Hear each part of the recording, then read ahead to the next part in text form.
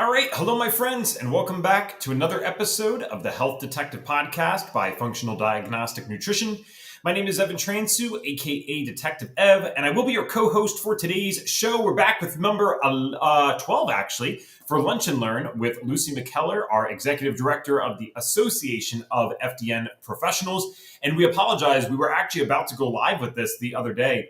And then I don't know what part of the world you guys are living in, but if you're anywhere on the East Coast of the United States, you'd be aware that we just dealt with Hurricane Debbie. So I am in Wilmington, North Carolina now, and it wasn't too bad here, thank God, but it's enough that it's flicked the lights. So it was hilarious in a sense because Lucy and I were on. I think it was like 11:59 or 10:59. We were ready to go. Yeah, 1 minute, and then I just disappear. So we had to deal with that. But you know where it doesn't get hurricanes, Lucy? There is one place in this country you don't have to worry about that almost ever. And guys, that is beautiful and sunny San Diego, California, especially in October of this year. So the reason that we're shouting this out is if you missed it the other day for episode 350, we had Jeremy Maleka on. Jeremy is the founder of Biocanic. And if you recognize the last name but don't recognize his name, it's because he is the husband to Jen Maleka, who got me into FDN. She's a big time name in the world of FDN and functional medicine in general. So he is hosting a conference. I always say him because she says, no, this is Jeremy's, but I feel like they're both planning this together. So I will say they are hosting a conference in San Diego from October 17th to the 19th of 2024, just in case you're listening to this in the future. I don't want you to get all hyped up.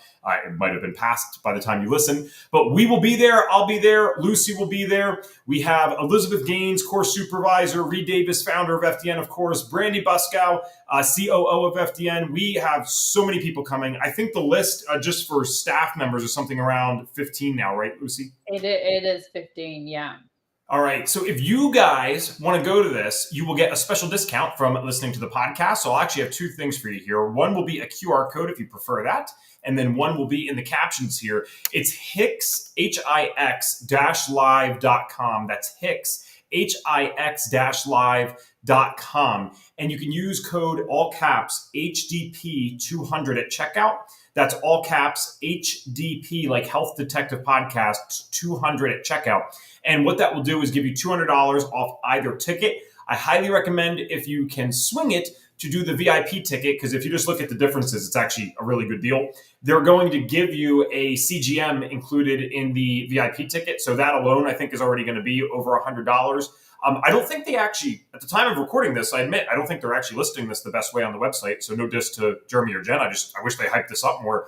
That VIP ticket also includes a Sunset Cruise dinner on, I think, Friday or Saturday night around Mission Bay in San Diego, which if you have never been to San Diego, please just look up Mission Bay on Google Images and see how beautiful this thing is. And then know that you have about an 85, 90% chance that the weather is going to be like that when we go there, because it really doesn't get that bad. They're expecting about 100 people just from the FDN community alone to be at the conference. And coincidentally, the boat can also hold 100 people. So I'm trying to pack out a boat with just FDNs at sunset. That sounds unbelievable and amazing. So Hix-live.com and use code HDP200 at checkout. We would love to get to meet you guys in person. There's something very cool about interacting with people for years online and then finally getting to meet them in person. It's like one of the coolest things ever. Also, excuse my setup. We're still working on some stuff here. I really want a specific new chair for my back, so that's why I'm still sitting in this lawn chair as we've moved here. I promise the setup's going to get more upgraded, so we'll be back to normal soon. The chair? Is it coming? It's really nice. It's going to be a good one. It's like I tested it out in the store, and then they got to order it and all that crap. So this is worth it, though, because I got this is not something anyone on this podcast needs to know or care about. I have a little scoliosis in my bottom of my spine, curves out a little bit left, so it's a struggle, man. You can't be sitting all day. I got the standing desk, of course, but I don't stand all day either. So welcome to... What about your FDN light? Is that coming back? Yeah, for those on audio, you can't see it right now. We do have it. We're just working on putting it into this wall here and still got to get some confirmation that this is an apartment that they're going to let us do that without taking a hefty security deposit fee. So anyway, are you ready for Lunch and Learn? I am. Let's do it. Awesome. I will get rid of the QR code, but I'll leave up the code for Hix for you guys the rest of the time. I see quite a few of you tuned in. If you have any questions, feel free to ask them as we go along here. We are going to be doing, it's almost like a subtopic every time we do this, I feel. So we are kind of teasing out what we'll be talking about next time. And remember, if this is your first time tuning into Lunch and Learn, well, I guess you couldn't remember then.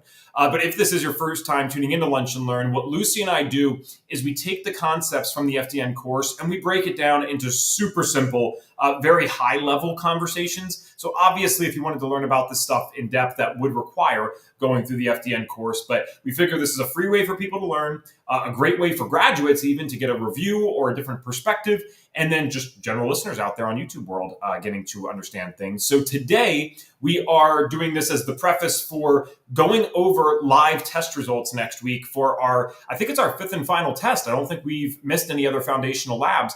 It's called our MWP, which is our metabolic wellness profile. So today, Lucy and I are going over the high level stuff. And Lucy got us a special guest for next time. Can we talk about him? Yeah, absolutely. So this test was actually created for us by the lab's Fluid IQ.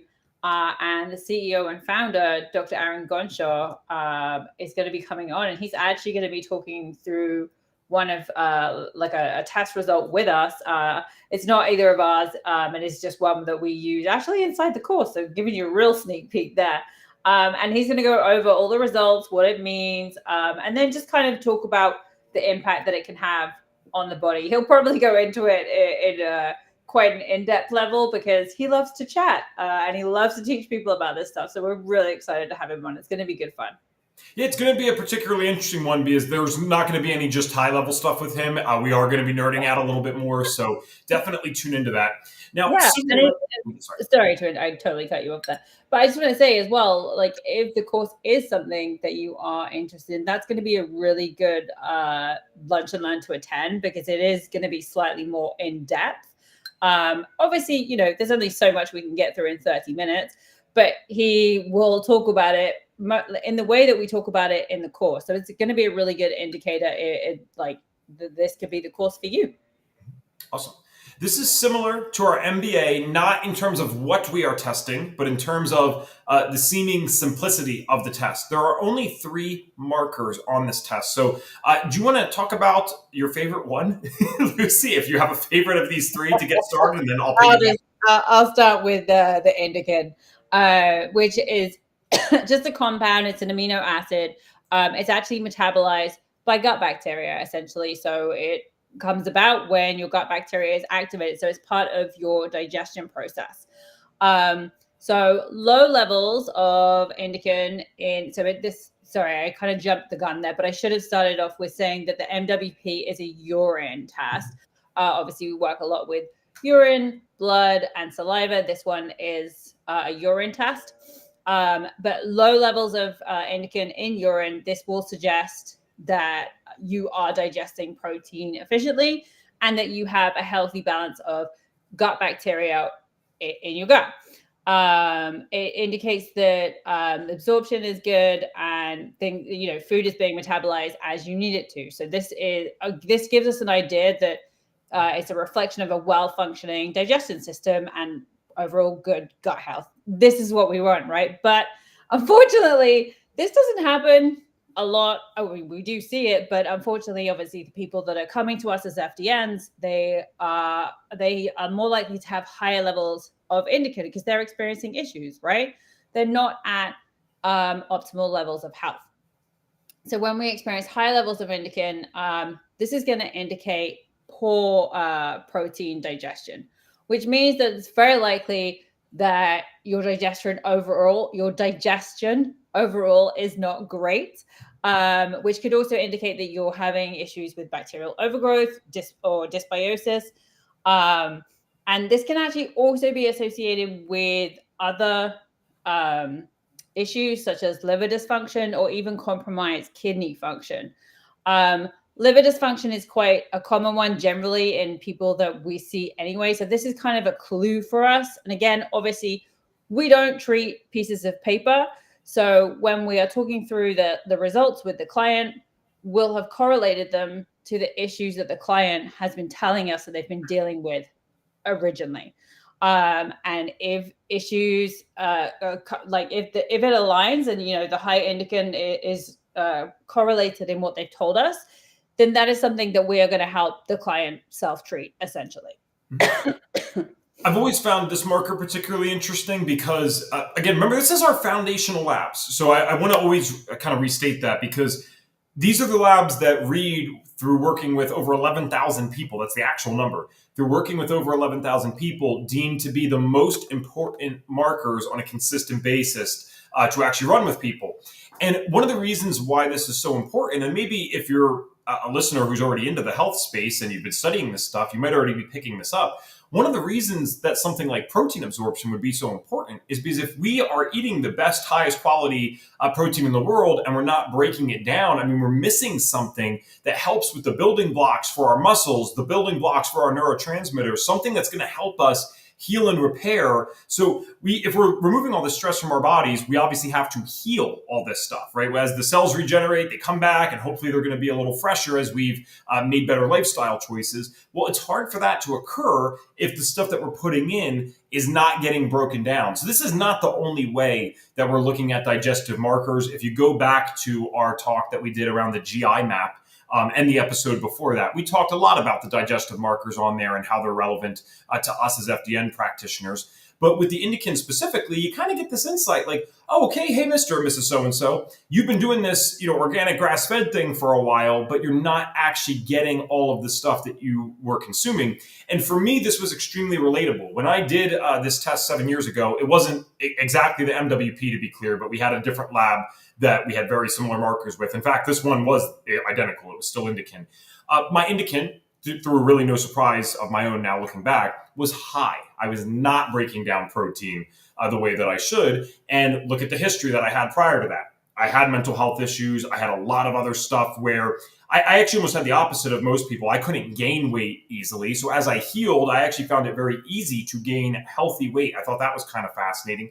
And it goes to the concept that, to gain or lose weight, you should probably just get healthy. That's one of the things that can do that naturally. Of course, there's nuance there, but I think that's what we should focus on, is getting healthy. And then all of a sudden the numbers start going to where we want them to go.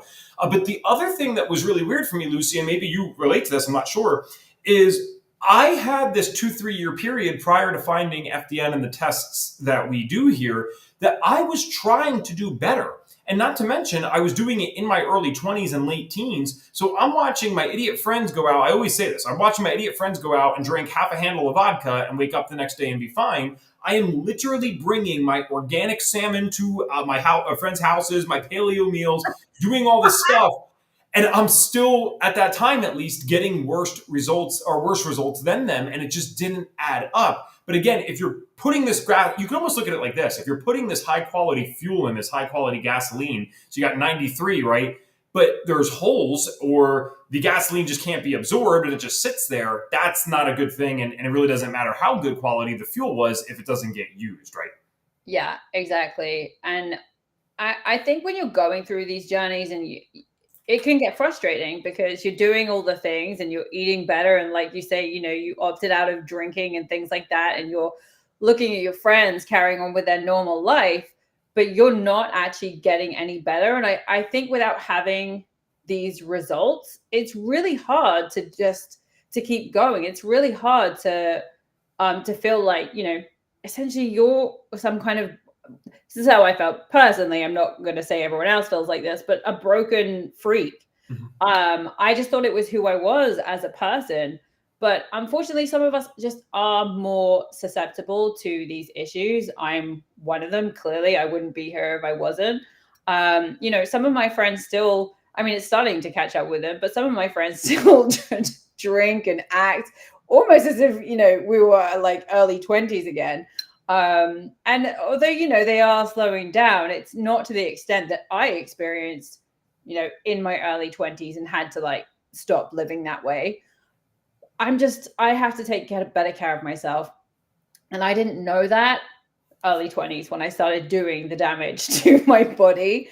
But having these test results was really powerful for me because I could work on the little things that I didn't know I needed to, like my liver support, like protein breakdown, and support my body. And then after that, I started seeing a huge improvement in my health. Yeah, it's kind of funny because I'm almost thankful in a sense, I guess, to have. I mean, you should always try to make the best out of anything anyway, but I'm almost thankful to have had the health issues because I feel like I had to make necessary changes that most people will have to make eventually. And you say, well, no, I would rather have, a couple decades of screwing this stuff up. It's like, yeah, but it's a lot harder to change at 50, 60 years old than it is in, your early 20s or just 20s in general. Those are transitional periods of your life naturally anyway. And so Right. I didn't actually find it that hard to make some of these changes, interestingly, although my friends and family were doing kind of the opposite things. But yeah, when I still see people, because I do see this, like 40, 50 years old, I'm like, I'm pretty sure you could outdrink me if I tried right now. And I've done some stupid stuff in my life and I've been healthy for a while. I'm like, that's remarkable that you're still walking around doing this. That would not work for me. Yeah, no, I totally get it. Now, if they're drinking a lot, you know what they're probably able to do pretty well is detoxify, which leads us to our next marker, correct? You would hope so. I feel like some people just push through and they're like, oh, it's because I'm getting old. But yes, the next marker on the test is total bile acids. Now, these total bile acids are just substances made by the liver that basically help you break down and absorb fats. So we have Indican for proteins, and now we're going to look at total bile acids for fats. And basically measuring these levels just gives us information about your liver health and about your bile flow, which is obviously they're both involved in digestion and detoxification. So low bile acids indicates that you are efficiently breaking down your food. It suggests that the liver is producing and recycling your bile acids efficiently. It generally means that there's no significant obstructions or liver dysfunctions going on for you. In some small cases, it does also reflect a low-fat diet and reduced fat absorption. And again, this is why we treat the person and not the test results. So again, we would have asked questions for our clients and we would be able to have a full understand, like the full picture of that particular person's health. So high bile acids in urine normally indicates liver dysfunction or damage, as bile acids, they circulate between the liver and the intestines. And when the liver is compromised, bile acids can leak into the bloodstream and actually be excreted in the urine, which is what we're looking for. And unfortunately, we do see this quite a bit. Just with day-to-day life, our livers often get really congested just from living, essentially. I haven't actually run this lab myself. When I joined, FDN was in a transition between the lab that I think you run, Ev, and what we run now with Fluids IQ.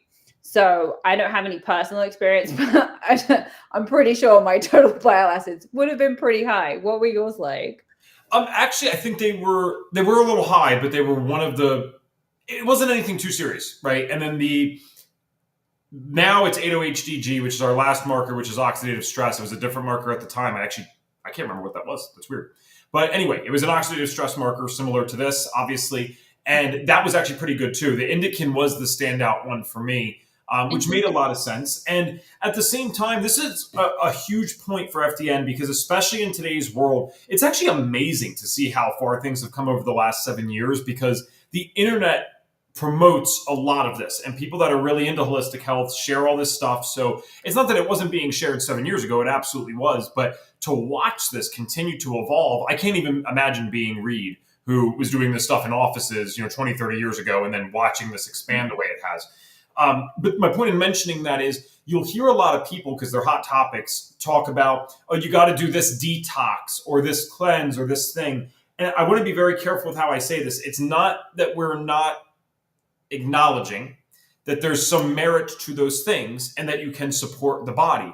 But a 3 or 5 day cleanse is not the answer for 50 years here on this earth or 60, 70, 80 years, here on this earth doing damage. That's not going to fix everything. You might actually feel better by taking a break. That's really what you're doing, is taking a break.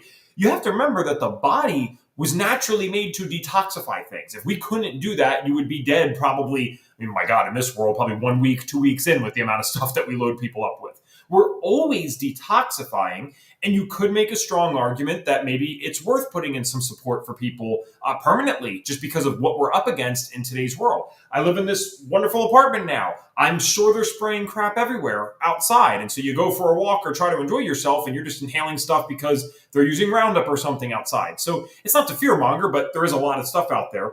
But primarily what we want to make sure of first is that your body is operating at the highest level, that all this stuff's actually working. And you'd be very surprised what you can handle when that occurs. Have I seen supplements that are claimed to detox or cleanse help me? Yes, I have. Specifically, I'll shout them out, not affiliated, but Thorn Liver Cleanse. That was a great product that I used for a temporary period of time in my acne journey.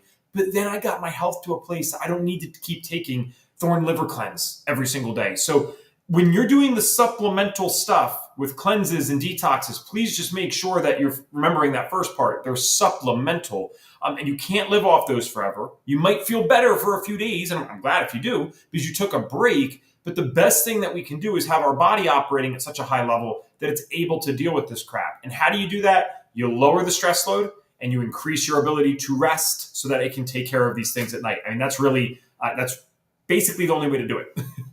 Yeah, I completely agree. It's why at FDN we focus so much on DRES. So diet, rest, exercise, and stress reduction. And really, you can start doing those things without joining FDN, and you will get a lot further than probably 80% of the population right now. And I completely agree with what Ev's saying about cleanses and detoxes. I think in the right context, and as long as they're done well and in a healthy way, I think they can be really good. But I think you will get a much better long-term effect from implementing DRES. Sure. My favorite liver support is a tea. I love my dandelion tea first thing in the morning. That's really good for liver support. That's my little tip if you want to start supporting your liver.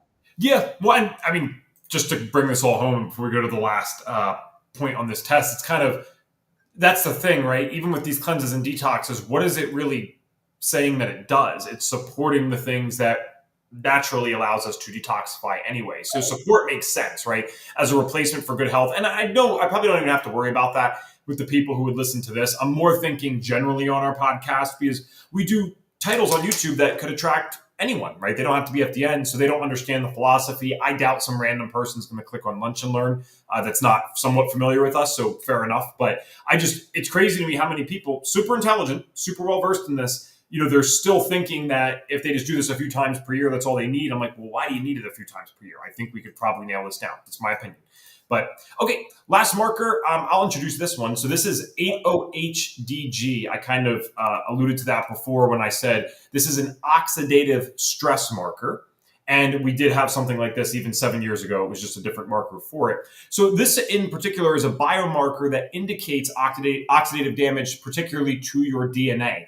And so there's a lot of things that could cause this to be elevated. Sometimes it's as quote unquote benign as overexercise, but you'll also see this a lot of the times in the people who are ER nurses doing night shift, a few times per week. You could see that absolutely in them. So the oxidative stress thing, we need to know where that's at because this is not diagnostic. We're not claiming that this test diagnoses anything, but it would be fair to say that the higher the oxidative stress someone has, I mean, you're putting yourself at a little bit higher risk for the cancers out there. You're putting yourself at a higher risk for a medical event, right? Something bad. My mentor, actually, Jen Maleka, who got me into FDN, and I mentioned in the beginning of the show with Hicks, she had skin cancer at 26. And when she ran these tests, her oxidative stress markers were through the roof. So again, I'm not saying they're diagnostic, but they do correlate in a way that's, pretty strong.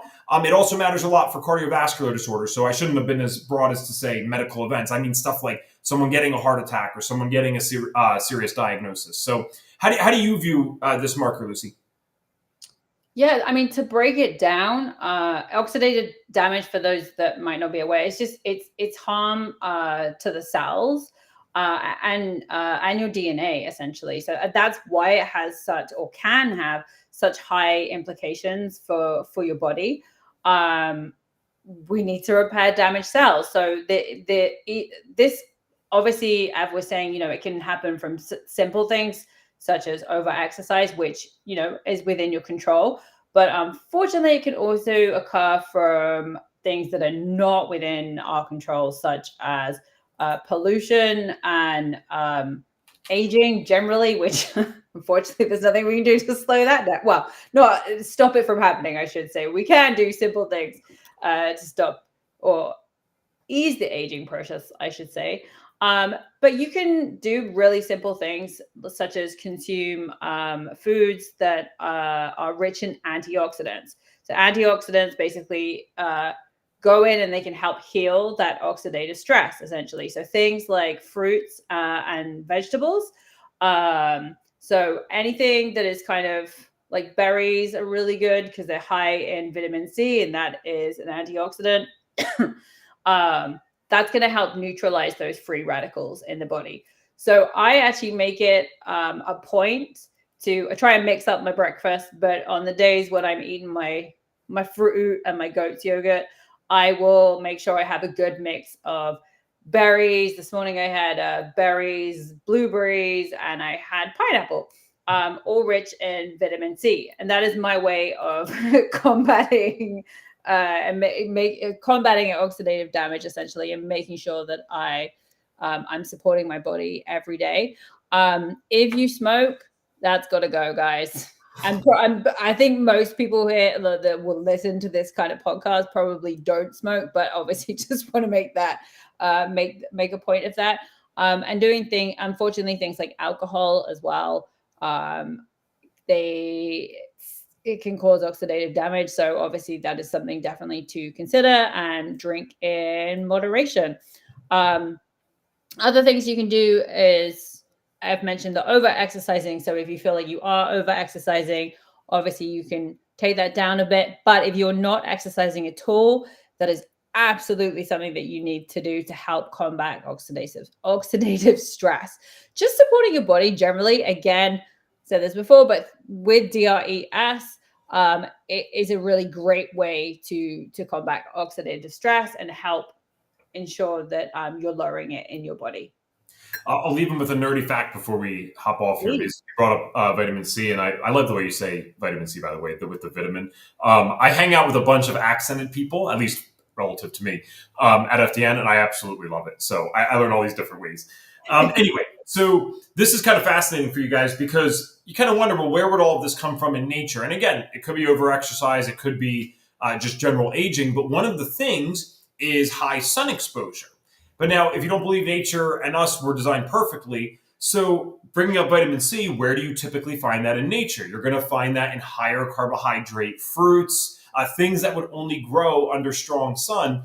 And what's interesting is vitamin C has been shown to directly decrease ROS, which is reactive oxygen species. So it kind of helps with the free radicals that come from this damage. It's really interesting. So I'm not saying going take 5,000 milligrams of vitamin C every day. That's not what I'm suggesting, right? But it's worth looking up. Just do your research on it because we're kind of designed in a perfect way. It was almost like, well, the more damage we would have gotten, we would have been exposed to the foods that could have supported us through that time. So that's why I'm also very big on people talk about seasonal eating. People talk about different diets. I'm big on geographical eating. I want to know what is grown where I live. That's what I'm most interested in because I do believe if you're engaging with nature where you live, because if you could live in northern Canada, but if you have the heat on to 75 every single day and you never go outside, I don't think it means as much. But your body adapts to these things and is expecting certain fuel because of it. It's really interesting.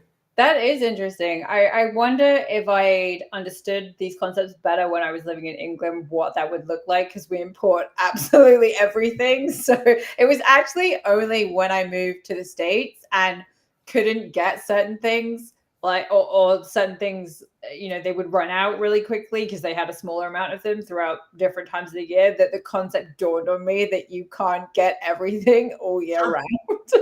Yeah, really. It's crazy because you have a fraction of the world still, unfortunately, struggling with hunger. Then this other side of the world is, okay, not side really, but parts of the world, even within the same countries, sometimes these disparities occur, right? United States has this. You have so much food that you're choosing things from exotic places in other countries, and it's actually it's a different type of damage to your body. Like you have either too little or so much to choose from that you end up getting, a banana in Canada, and I don't think that works there. So just something to think about as you guys head off today. Remember, we're going to be back next week with Dr. Aaron Gonshore. That'll be on Tuesday. So we did do this one later in the week because of the hurricane down here in North Carolina. So we apologize for that. But we'll be back with Dr. Aaron Gonshore actually showing you these test results live, and he will be going over some of the markers, and that guy knows how to nerd out. If you subscribe to us on YouTube, you'll actually see him on a lot of the other segments called Science Matters. So you might see him on there. So you can almost picture it as a Science Matters meets Health Detective podcast. It's going to